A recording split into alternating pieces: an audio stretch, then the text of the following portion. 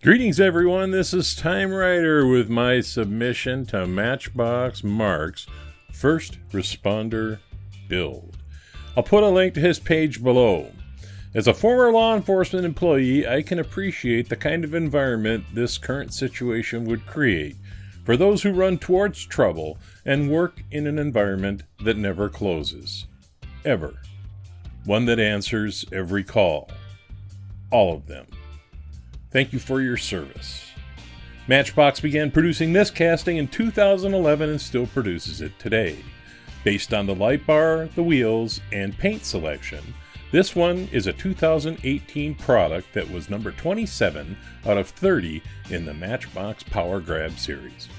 I bought this one loose on eBay for a couple of bucks. My intent is to try to make this one look like the squads that I used to work with every day, so stick around.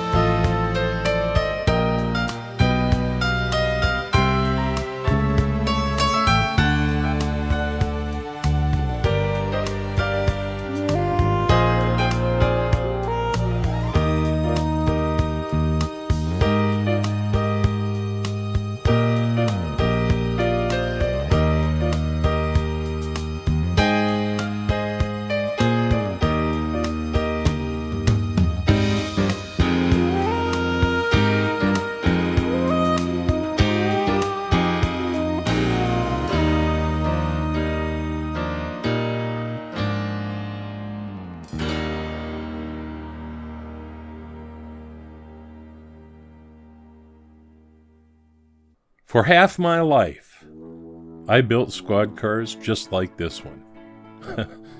In fact, including this one.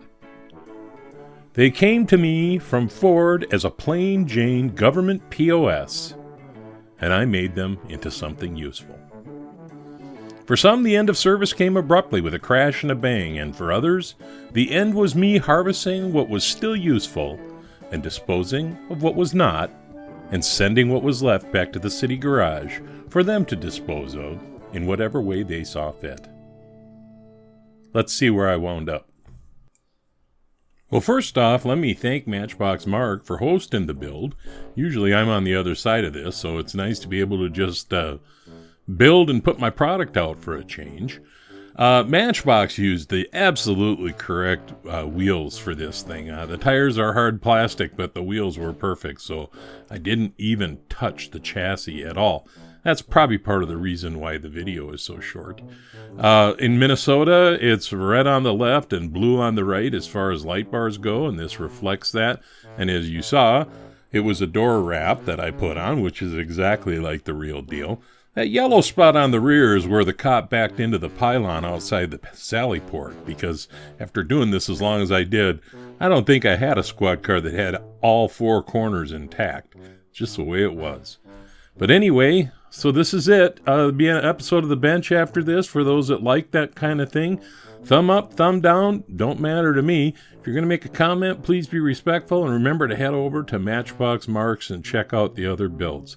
This is TimeRider, and I'll leave the light on for you.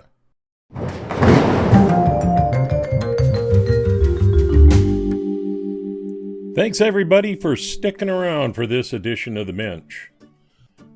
And what kind of an organizer would I be if I didn't pimp my own projects, eh? Just a reminder, May 23rd, the Three Blind Mice are hosting their 66 Nova Invitational. So go out and get yourself one of these castings. You still got 3 weeks. There's going to be a lot of guys building this month, and this looks like a really fun casting. And if you're planning to build with us and you didn't see your name sliding across the screen at some point, please be sure to drop us an email or get a hold of us somehow so we can get you on the list for the recap.